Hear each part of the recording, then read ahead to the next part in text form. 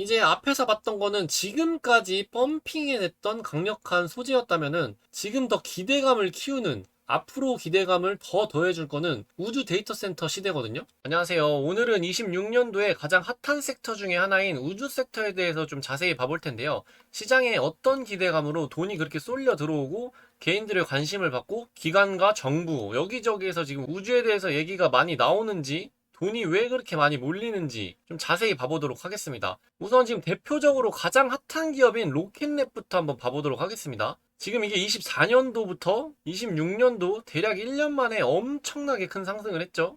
지금도 단기적으로는 거의 130%가 오른 상태입니다. 그리고 주가도 올타임 하이로 신고가 뚫고 올라가서 이론적으로는 물린 사람이 단 한 명도 없어야 되는 지금 주식이거든요. 우주 섹터 관심 있는 분들이라면 이 기업을 모를 수가 없는 상태입니다, 지금. 근데 이게 차트 보시면 아시겠지만 이게 변동폭이 엄청 심하거든요. 이게 지금 시계열을 늘려놔서 그렇지 자세히 보면은 엄청난 변동폭이 있습니다. 그래서 오늘 영상은 이 우주 기업에 투자는 하고 싶은데 정보는 많이 없고 변동폭은 너무 심해서 좀 접근하기가 힘들다. 그리고 이게 미장이다 보니까 계속 낮에 일상생활을 해야 되기 때문에 뭐 좀 접근하기가 쉽지 않잖아요. 계속 사고 팔고 하기도 쉽지 않고 정보도 이렇게 빨리빨리 받아볼 수 없기 때문에 불안한 감을 안고선 어쨌든 잠에 들어야 되는데, 이제 그런 것들을 좀 보완하고 어느 정도 줄여주면서 우주기업에 투자에 관심 있는 분들이 오늘 영상을 좀 끝까지 보시면 좋을 것 같습니다. 우선 주가가 이렇게까지 펌핑해서 올라간 이유가 있을 거 아니에요? 그거는 좀 뒤에 가서 자세히 봐보도록 하겠습니다. 이제 다음 차트도 우주기업입니다. AST 스페이스 모바일, 이것도 많이들 아실 거예요.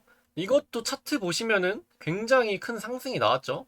일단 우주라는 섹터 자체가 지금 주목을 받고 있기 때문에 자금들이 계속 쏠려 들어오는 거거든요. 지금 미장을 계속 투자하고 계신 분들은 알겠지만 이거 조정, 이 조정 이후에 거래량 안 붙고 그냥 여기서 하락하고 하락 횡보하고 못 올라오는 종목이 대부분입니다. 지금 좀 눈에 띄게 올라온 섹터라고는 반도체랑 우주 섹터밖에 없거든요. 반도체도 메모리 반도체 섹터들이 많이 올라왔고 우주 섹터가 전체적으로 그 두 개가 지금 시장을 좀 뜨겁게 달구고 있는 상태입니다. 그래서 이제 로켓랩 차트를 보면서 우주 기업 지금 너무 많이 올라온 거 아니냐, 지금 투자하기에는 너무 리스크가 큰 거 아니냐, 이러다가 하락 나오면은 너무 고점에 몰릴 수 있다는 그런 공포감이 없지 않아 있을 수밖에 없거든요. 근데 우주가 왜 올라왔는지 알면은 그런 공포감을 좀 덜 수 있거든요. 우선 이건 많이들 아시는 팔란티어인데, 팔란티어 차트 보시면은 이게 엄청난 상승을 했잖아요.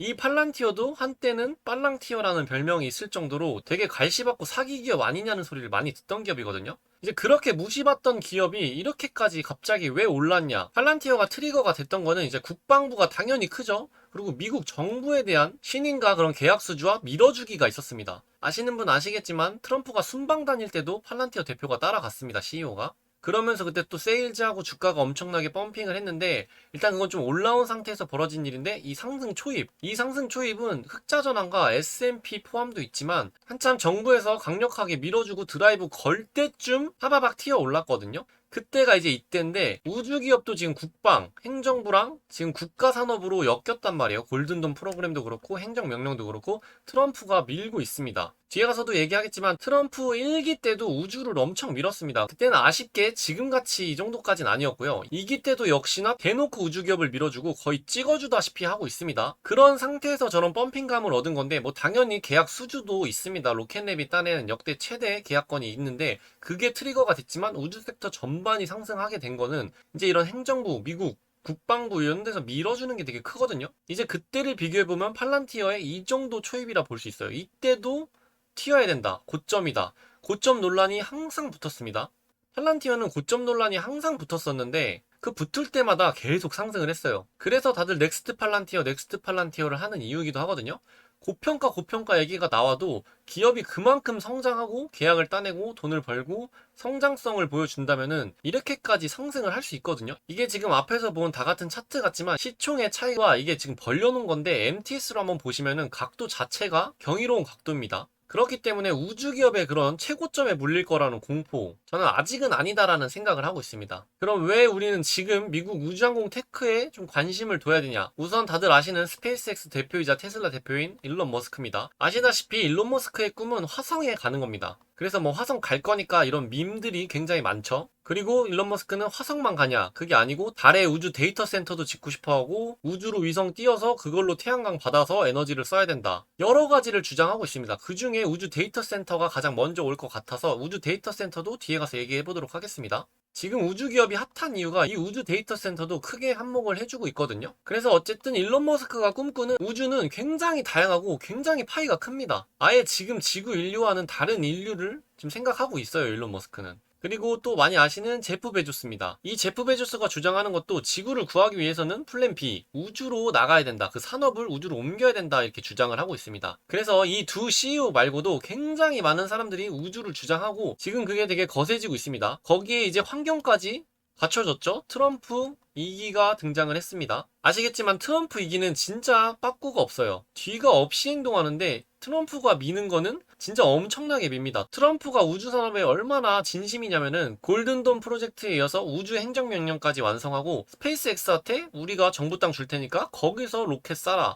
이 정도까지 하고 대통령이 할 수 있는 권한을 어떻게 해서든 우주를 밀어줄 테니까 민간 우주기업 활성화 시켜야 된다. 좀 이런 마인드입니다. 그래서 우주는 세계에서 가장 새로운 전쟁 영역이라고 말하고 있고 미국의 우주 우위는 절대적으로 중요하고 안보 위협에 속한다고 하고 있어요. 그래서 지금 미국이 우주에 집중하는 이유는 국방과 안보가 직결돼 있습니다. 그게 굉장히 중요하거든요. 다들 아시겠지만 미국은 저 국방 안보를 굉장히 중요하게 생각합니다. 그래서 팔란티어도 이 국방과 안보에 밀접해 있거든요. 그래서 거기서 받는 계약과 수주가 엄청납니다. 그러다가 민간으로 뻗어 나가면서 기업이 엄청나게 커진 거거든요. AI를 입증하면서. 그렇기 때문에 지금 골든돔 프로젝트로 미국 안보에 대해서 역사적인 투자가 들어갔고 우주를 통한 안보 위협이 점점 늘어나고 있어요. 이게 뭐냐면은 중국과 러시아가 미국보다 우주에서 앞서 있습니다. 그래서 지금 미국이 위기감을 엄청나게 느끼고 있습니다. 중국은 이미 달 탐사를 하고 달 표면 샘플을 채취해서 가져온 다음에 연구해서 여기에 이제 광물 같은 게 엄청 비싼 게 많거든요. 그 광물이 진짜 경제적으로 어마어마하다고 합니다. 그래서 중국은 30년까지 우주의 달기지를 짓겠다고 선언을 했습니다. 트럼프는 한 발 앞서 나가서 우리는 28년까지 우주에 간다. 우주에 기지 짓겠다. 이런 식으로 말을 했거든요. 이게 정치적인 목적도 굉장히 큽니다. 트럼프가 원하는 건 다시 달에 보낸 대통령으로 남고 싶어 해요. 그래서 물러나기 전 28년도 안에 달 기지를 짓는 게 일단 목표로 삼고 있습니다. 지금이 26년이니까 끼케야 2년 남았거든요. 그럼 2년 안에 이 격차를 줄이려면은 할 수 있는 게 돈을 쏟아 붓는 방법밖에 없거든요. 그것도 좀 많은 돈을 쏟아부어야 돼가지고 그런 것 때문에 지금 우주 기대감이 엄청나게 펌핑이 되고 있는 겁니다. 그런데 이제 그 와중에 데이터 센터가 지금 지상에서는 문제인데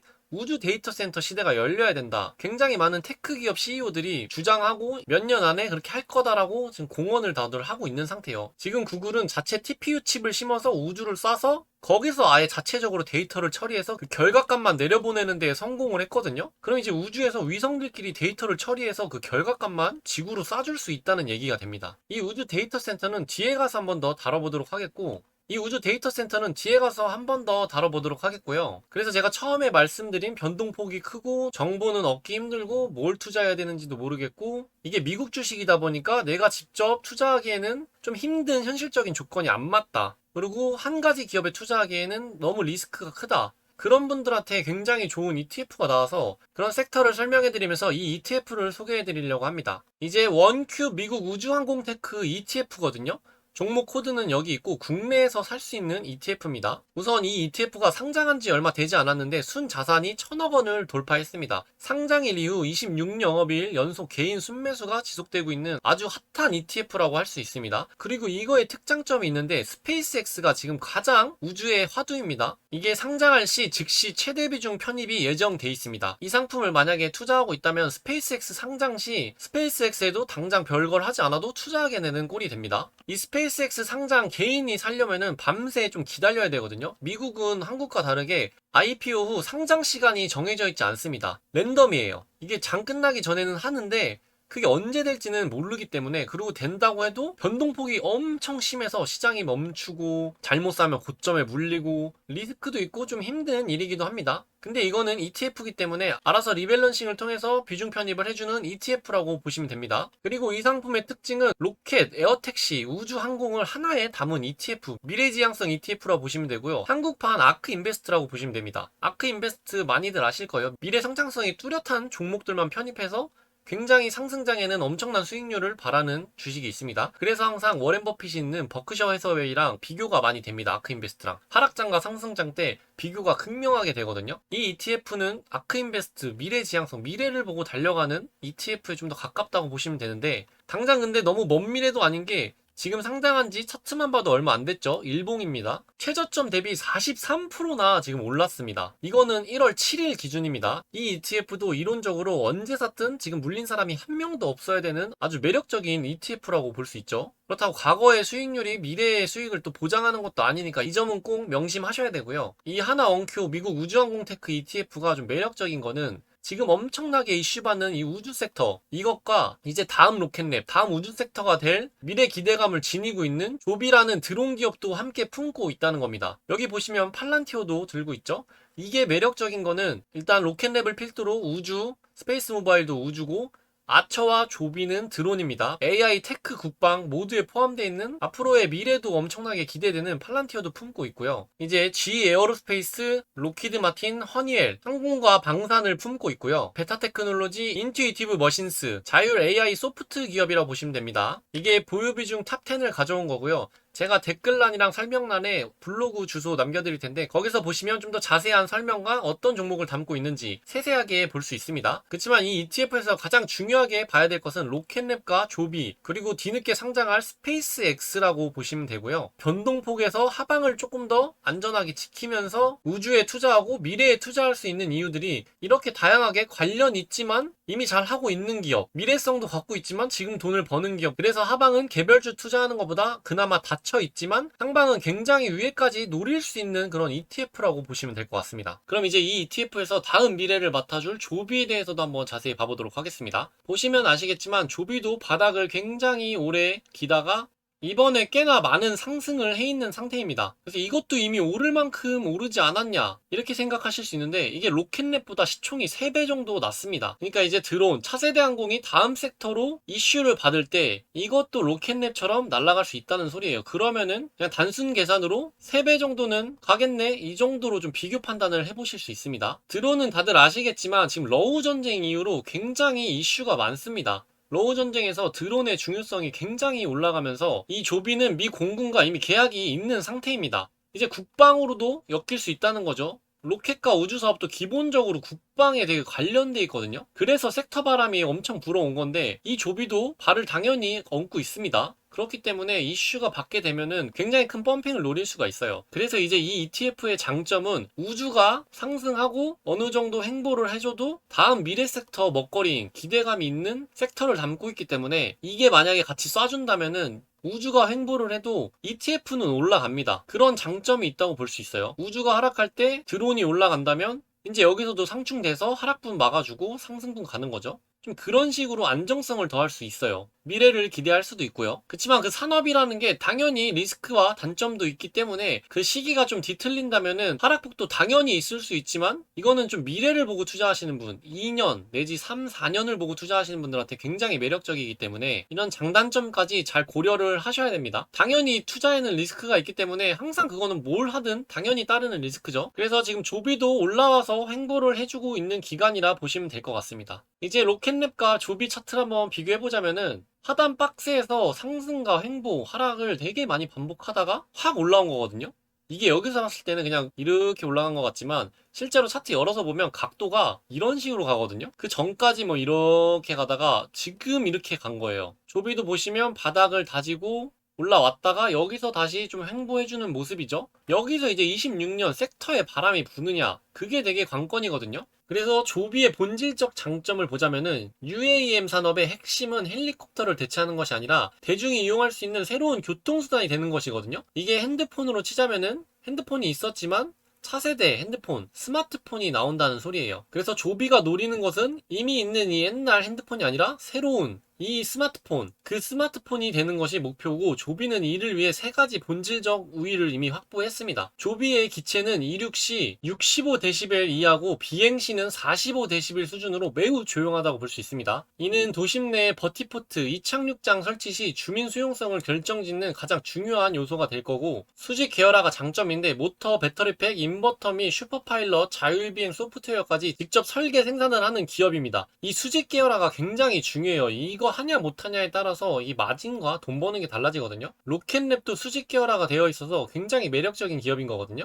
특히 엔비디아의 IGX 토르 플랫폼을 도입하여 AI 비행 지원 능력을 극대화했고, 토요타로부터 약 10억 달러 이상의 투자와 제조 노하우를 전수받아 현재 캘리포니아와 오하이오 시설에서 월 4대 연간 50대 생산 체제를 구축하고 있습니다. 이제 이 정도 능력까지 갖고 있는 거는 조비가 독보적이라고 보실 수 있겠습니다. 아무리 좋아도 언제 가냐가 투자에서 굉장히 중요하잖아요. 근데 이거를 맞출 수 있는 사람은 아무도 없기 때문에 26년에 투자 포인트를 좀 확인해 봐야 되는데, 현재 조비는 기술 개발 단계를 넘어 상업화 원년의 문턱에 서 있는 기업이라 보시면 되겠습니다. 조비는 26년 두바이에서 세계 최초의 상업적 에어택시 서비스를 런칭할 예정이고, 이는 단순한 시연이 아니라 실제 매출이 발생하는 첫 사례가 될 것이라고 보고 있어요. 중동 시장에서의 독점적 지위가 강력한 모멘텀이 될 예정입니다. 이거 이루어지면은 주가 펌핑이 나올 수 있을 거라고 많이들 예상하고 있거든요. 좀 중요한 모멘텀이라고 볼 수 있겠습니다. 상업 시작이니까요. 돈을 버는 거니까, 기업은 어쨌든 돈을 벌어야 되니까요. 그리고 미국 연방항공청의 형식 검사 승인 단계에 진입을 했는데, 이는 인증의 구분 능선을 좀 넘었다고 볼 수 있습니다. 연방항공청에서 조종사가 직접 기체에 탑승하여 성능을 검증하는 단계라고 보시면 되고요. 26년 내 미국 내 첫 비행 승인이 유력한 촉매제가 될 거라고 예상하고 있습니다. 그리고 이제 강력한 생태계 파트너십이 있는데, 이제 돈 벌 준비가 되어 있다 보시면 됩니다. 델타항공과 우버,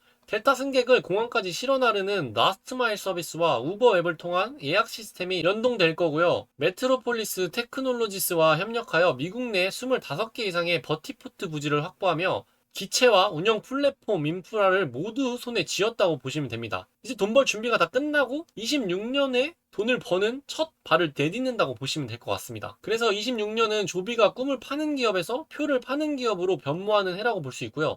인증 완료 뉴스가 뜨기 전 생산 효율성이 얼마나 빠르게 올라올지를 체크하는 것이 핵심이기도 합니다. 일단 꿈을 파는 기업에서 표를 파는 기업으로 변모를 하면 굉장히 큰 상승 모멘텀이 됩니다. 근데 거기에 인증 완료라는 재료까지 뜬다면 상승 촉매는 굉장히 많은 해라고 볼 수 있어요. 26년이. 그렇다고 당연히 100% 올라가는 건 아니기 때문에 이런 게 중요한 투자 포인트인 거지, 100%는 당연히 아니라는 건 모두들 아실 거예요. 투자를 하신다면. 이제 다시 돌아와서 우주와 국방, 우주 데이터 센터에서 잠깐도 한번 달아보고 마무리하도록 하겠습니다. 우선 최근에 나왔던 뉴스 기사고요. 그 기사 내용에는 우주 산업의 스푸트니크 모멘텀이라는 주제에 대한 거였고, 여기서 크게 다룬 거는 미국의 위기감입니다. 아까 말씀드렸듯이 러시아와 중국이 극초음속 무기를 실전 배치함에 따라 미국은 전술적 우주 접근에 있어 위기감을 느끼고 있습니다. 그래서 과거에는 우주에 얼마나 싸게 가느냐가 화두였다면, 이제는 위협에 즉각 대응할 수 있는 속도 우위가 투자 테마의 중심이 되었습니다. 이 속도 우위와 우주를 함께 갖고 있는 게 로켓랩이라고 보시면 되는데, 이 ETF에서는 로켓랩이 거의 메인이라 보시면 됩니다. 그리고 또 가장 중요한 정책적 뒷받침입니다. 25년 12월에 백악관은 우주 우위 확보를 위한 행정명령을 통해 상업적 통합과 신속한 테스트 역량 확대를 강조했습니다. 이게 굉장히 중요했고 촉매로 되게 많이 작용했습니다. 그럼 이제 시장 규모와 예산이 중요한데, 미 우주군 예산이 26년 회계연도 약 400억 달러, 52조 원에 육박하며 재사용 플랫폼과 탄력적인 위성 네트워크에 집중 투자될 예정입니다. 이게 이제 우주 산업이 다 먹을 예정이에요. 이 52조면 굉장히 큰 거거든요. 26년에만. 근데 이것만 있는 게 또 아니기 때문에 지금 기대감이 뿜뿜 터질 수밖에 없습니다. 그리고 극초음속 시장인데, 25년 극초음속 기술 시장은 약 84.6억 달러 규모에 도달할 것으로 전망되고 있고, 상업용 발사 서비스는 연평균 성장률이 14.6%를 기록하며 가파르게 성장 중인데, 이건 더 늘어날 걸로 보고 있습니다. 시장에서는 이제 시작이다라는 소리예요. 이 성장률 자체가. 이제 앞에서 봤던 거는 지금까지 펌핑해냈던 강력한 소재였다면은, 지금 더 기대감을 키우는, 앞으로 기대감을 더 더해줄 거는 우주 데이터 센터 시대거든요. 이게 테크 기업들이 일제히 실증 연구를 시작했습니다. 아까 제가 말씀드렸던 그 이야기고요. 이런 식으로 우주에서 위성끼리 주고받고 여기서 데이터 처리해서 지구로 쏘아 보냅니다. 그럼 이제 우주 데이터 센터가 왜 최근에 이슈인가를 보면, 지상 데이터 센터는 현재 3가지 거대한 벽에 부딪혔는데, 에너지 고갈과 환경 규제, 발사 비용 하락입니다. 여기서 가장 중요한 게 에너지 고갈이죠. 그래서 전력 관련된 기업들이 굉장히 다 폭등을 한 이유기도 합니다. AI 연산량이 폭증하며 전 세계 전력의 상당 부분을 잡아먹고 있고, 막대한 냉각수 소비와 탄소 배출로 인해 주민 반대 및 ESG 규제가 심화되고 있습니다. 그리고 발사 비용도 하락했다는 게 큰데, 스토리지나 서버를 우주로 쏘아 올리는 비용이 스페이스X 스타쉽 등장으로 인해 과거와 비교할 수 없을 만큼 낮아졌기 때문입니다. 여기서 중요한 스페이스X 상장 시 하나 원큐 ETF에서는 최대 비중으로 편입할 예정입니다. 그게 중요합니다. 스페이스X는 누가 뭐래도 우주기업 중에 제일 1황이라고 보시면 됩니다. 그렇기 때문에 스페이스X를 빼놓고는 우주기업을 논하기는 좀 어렵다고 볼 수 있는데 굉장히 기대감이 높은 IPO 기업이라고 보시면 됩니다. 이게 26년 예정돼 있죠. 확정은 아니지만 일론 머스크의 발언과 시장과 여러 투자 매체를 보면 26년으로 좀 다들 예상하고 있습니다. 그럼 이제 저 우주 데이터 센터를 누가 주장하냐? 뭐 이상한 사람들이 주장하는 거 아니냐 할 수 있는데 이 비전을 현실로 옮기려는 인물들은 주로 우주 산업과 AI를 동시에 쥐고 있는 큰 손이라고 보시면 됩니다. 일론 머스크, 제프 베조스, 엔비디아와 마이크로소프트 거의 다 얘기를 하고 있다고 보시면 돼요. 일론 머스크는 스타링크 위성을 활용한 궤도 연산 네트워크를 구상 중이고 위성 자체가 소규모 서버 역할을 하며 데이터 지연을 줄이는 에너지 컴퓨팅 장점을 노린다고 합니다. 제프 베조스는 블루 오리진 내부에서 이미 궤도형 AI 데이터 센터를 연구하는 전담팀이 1년 이상 운영 중인 것으로 알려졌고 엔비디아와 스타클라우드는 25년 11월 엔비디아 H100 칩을 탑재한 위성을 실제 궤도에 올리는 실험에 성공했습니다.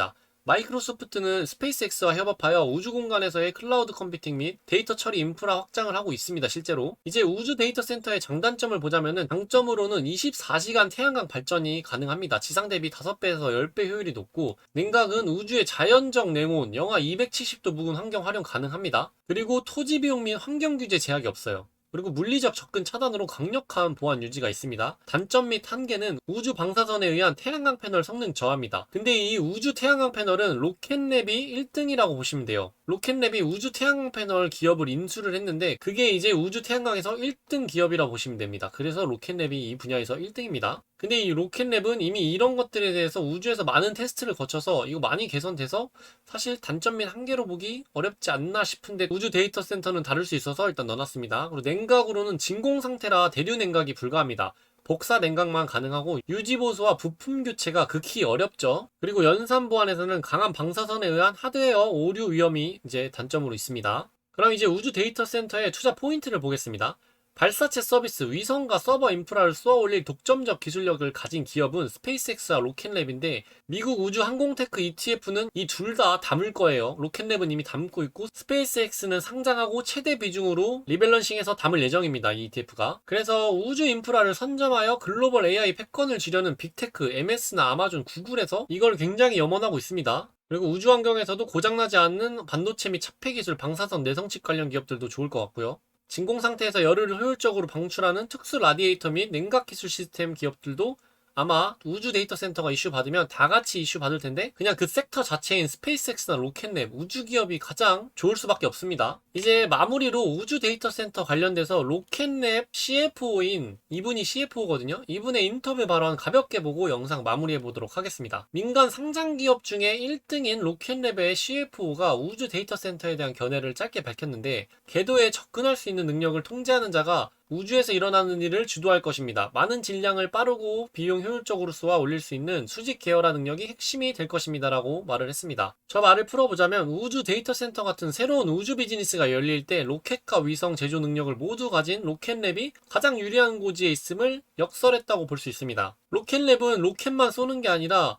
이 수직 계열화 그 위성도 만들고 그 위성 시스템도 만듭니다. 우주 시스템. 그리고 여기는 이미 수직 계열화 능력이 돼 있는 기업이라고 보실 수 있습니다. 우주에 들어가는 뭐 그런 부품들 전부 자기들이 직접 만들어서 쓰고 있습니다. 저 인터뷰에서는 마지막 부분에 국제시장의 성장성을 언급하면서 투자자들이 향후 10년 동안 이 시장이 어떻게 변할지에 대해 아직 파악하지 못하고 있고 이는 적절한 위치를 선점한 이들에게는 매우 크고 과소평가된 미래 성장 동력이 될 것입니다. 라는 발언을 하였습니다. 해석해보자면 직접적으로 부자가 된다는 말 대신 현재의 주가가 미래의 10년 성장 가치를 충분히 반영하지 못하고 있다는 점, 과소평가, 저평가되어 있다는 말을 좀 시사해줬습니다. 그럼 이제 이 ETF에서 궁금할 수 있는 점을 마지막으로 좀 보고 마무리하도록 하겠습니다. 스페이스X나 블루 오리진, ULA가 미국 정부와 메인 우주 프로젝트를 진행하고 있는데 왜 포트폴리오에 없나요? 세 기업 모두 다 비상장사로 IPO 돼 있지 않습니다. 거래소에 상장돼 있지 않아서 ETF의 구성 종목으로 편입할 수가 없어요. 그럼 스페이스X는 우주산업 1등 기업이고 스타링크는 상장할 수도 있다는 얘기가 있던데 상장하게 되면 어떻게 되나요? 관련 산업의 대표 기업이 상장한다면 포트폴리오 수시 리밸런싱을 통해 최대 비중으로 편입할 예정입니다. 그러니까 상장하면 무조건 ETF를 담는다는 얘기입니다. 로켓랩이 소형 로켓 시장을 독점 상태라고 했는데 이미 중대형 로켓 발사 기술이 있는 기업들은 왜 소형 로켓을 발사하지 않나요? 대형 로켓은 한 번의 발사로 수십, 수백 개의 소형 위성을 실을 수가 있어서 적재량이 적은 소형 로켓은 경제적 규모에 불리함이 있습니다. 한정된 발사장 개수, 발사 후 점검 허가 기상 안전 절차로 발사 주기를 무한히 단축할 수 없으며 일정 기간 내 수행 가능한 발사 횟수가 물리적으로 제한됩니다. 그러니까 이미 중대형 로켓 발사 기술이 있는 기업들은 소형 로켓을 쏠 필요가 없다는 이야기입니다. 이제 경제적으로나 이제 현실적으로. 이제 로켓랩도 1분기에 중형 로켓인 뉴트론 로켓 발사를 앞뒀거든요. 그 로켓 발사가 만약에 성공한다면은 로켓랩에 또 한 번의 큰 상승을 불러올 수 있고, 그러면 이 ETF도 당연히 따라가겠죠, 상승을. 다음으로 UAM에 대한 상업화도 이루어지지 않았는데 지금 투자하기엔 너무 이른 거 아닌가요? 관련 기업은 상업화에 필요한 인허가 획득을 앞두고 관련하여 필요한 조직, 시설, 운항 체계를 미리 정비해둔 상태로 평가되는 기업이고, 테마 ETF는 산업이 완전히 성숙한 뒤보다 성장 궤도에 오르기 직전, 즉 초기 단계에 진입할수록 향후 성장 잠재력을 선제적으로 반영해 수익률 측면에서 유리합니다. 아까 제가 말씀드린 내용과 같다고 보시면 됩니다. 큰 상승을 어차피 먹으려면 미리 선점하는 게 굉장히 주식에서는 중요한 거 다들 아시죠? 그래서 그 효과를 노리고 편입했다고 보시면 될 것 같습니다. 미래 먹거리로. 자, 오늘 영상은 여기까지였고요. 이 영상은 하나자산운용 원큐 미국 우주항공테크 ETF 협찬을 포함하고 있고요. 제작 지원을 받아서 제작된 영상입니다. 투자 유의사항으로는 투자 권유 목적이 아닌 정보 제공을 위한 콘텐츠예요.